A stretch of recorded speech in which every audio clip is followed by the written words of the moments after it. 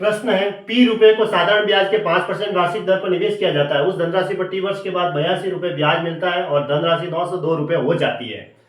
82 रुपए ब्याज मिलता है और धनराशि है वो 902 रुपए हो जाती है, इसका मतलब वो मिश्र धन है। मिश्र धन 902 रुपए हो जाता है और ब्याज कितना मिलता है ऐसा ही, वो 82 रुपीज। ठीक है, अब 902 रुपए हो जाती है यानी कि वो मिश्र धन है। मिश्र धन ए बराबर दे रखा है 902 रुपए, इसका मतलब मूलधन कितना होगा, P बराबर 902 में से 82 माइनस कर दो, वो हमारा मूलधन रहेगा। ठीक है, कितना हुआ 820। ठीक है, 820 रुपए क्या आया, हमारा मूलधन आया। और दर कितनी है, दर दे रखी है 5%। अब हमें टी का मान ज्ञात करना है। देखो, पी रुपए को साधारण ब्याज के लिए 5% वार्षिक दर पर निवेश किया जाता है। उस धनराशि पर टी वर्ष के बाद 82 रुपए ब्याज मिलता है और धनराशि 902 रुपए हो जाती है। तो टी का मान ज्ञात करो। टी बराबर क्या होगा, ऐसा ही गुणा 100। ऐसा ही कितना दे रखा है, सिंपल इंटरेस्ट 82 गुणा 100 बटा टी निकालना है तो नीचे बचे हुए पी आर आएंगे। पी की वैल्यू दे रखी है 820 और आर कितना है, आर दे रखा है 5%। अब थोड़ा सॉल्व कर दो, ये 0 से 0 कटा, 82 से 82 कटा और ये 2 बार, तो टी बराबर कितना आया, 2 वर्ष आ गया। तो 2 वर्ष इसका आंसर हो गया। कौन सा ऑप्शन बेटा, फिर ऑप्शन ए सही है। एक निश्चित धनराशि समान वार्षिक साधारण ब्याज पर 4 वर्ष में 6000 रुपए और 7 वर्ष में 6750 रुपए हो जाती है मतलब धनराशि इतने रुपए हो जाती है, इसका मतलब वो मिश्र धन है। तो वह धनराशि रुपए में क्या है। ठीक है, तो 4 वर्ष में कितनी हो रही है, 4 वर्ष में हो रही है 6000 रुपए, ये अमाउंट है मिश्र धन। और 7 वर्ष में कितनी हो रही है, 7 वर्ष में हो रही है 6750 रुपए। मतलब कोई धनराशि थी, मूलधन जो था वो 4 साल में तो 6000 रुपए हो जाती है, मतलब ये मिश्र धन हो रहा है अमाउंट। और 7 वर्ष में ये वो धनराशि 6750 रुपए हो जाती है। तो 4 से आगे कितने साल हुए, 5 6 7, मतलब 7 में से 4 घटाओ 3 साल, तो 3 साल का ये एक्स्ट्रा क्या आया, ब्याज ही आया।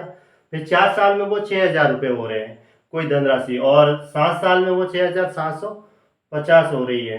तो इस इन दोनों का अंतर निकाल दो। 3 साल में क्या आया, 3 वर्ष का ब्याज कितना आया, 3 साल का ब्याज, ऐसा ही 3 साल का ब्याज कितना हुआ, 6750 में से 6000 घटा दो तो कितना आया, 750 आया। ये कितने साल का ब्याज आया, 4 में 3 जोड़े तभी तो 7 साल हुए, तो 7 में से 4 घटाओ तो 3 साल का ब्याज, इन दोनों को घटा दो तो ये जो ऊपर के क्या है, 3 साल का ब्याज है, तभी तो ये अमाउंट हुआ। अमाउंट मतलब मूलधन तो वो फिक्स रहेगा, उसके अंदर ब्याज जुड़ता रहा आगे से आगे, तब जाके 6750 हुई है।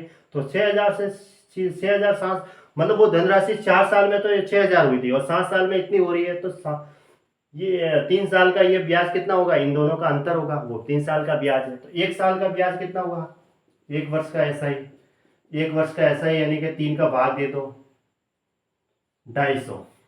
3 साल का 750 रुपए है, तो 1 साल का कितना हुआ, 250 रुपये ब्याज हुआ। अब तो यहाँ 4 साल दे रखे हैं तो मैं 4 साल का क्या निकाल देता हूँ, 4 वर्ष का ब्याज निकाल देता हूँ। 4 वर्ष का ब्याज कितना हुआ, 1 साल के 250 रुपये मिल रहे हैं ब्याज के, तो 4 साल के कितने मिले, 4 गुणा 250, 2500 का 100 यानी 1000 रुपये। 1000 रुपये 4 साल का ब्याज है। देखो 4 वर्ष है ना, ये 4 वर्ष का ऐसा ही हमारे पास आ गया है 1000 रुपये, मैं यहाँ लिख देता हूँ। और 4 वर्ष का ऐसा ही 1000 रुपये है और 4 वर्ष का मिश्र धन कितना है, 6000 रुपये। ठीक है, मिश्र धन इतना हो रहा है, 1000 रुपये ब्याज मिला तब जाके ये 6000 रुपये हुआ। 4 साल का ये 1000 रुपये ब्याज है और 4 साल का मिश्र धन भी तो दे रखा है 6000 रुपये। तो मूलधन हम निकाल सकते हैं, मूलधन बराबर मिश्र धन में से ब्याज घटा दो, 6000 में से 1000 माइनस कर दो तो कितना आया, 5000 रुपये। 5000 रुपये है वो हमारा मूलधन है डायरेक्ट, ये पी है ना, ये आंसर हो गया 5000 रुपये, यानी ऑप्शन डी सही है।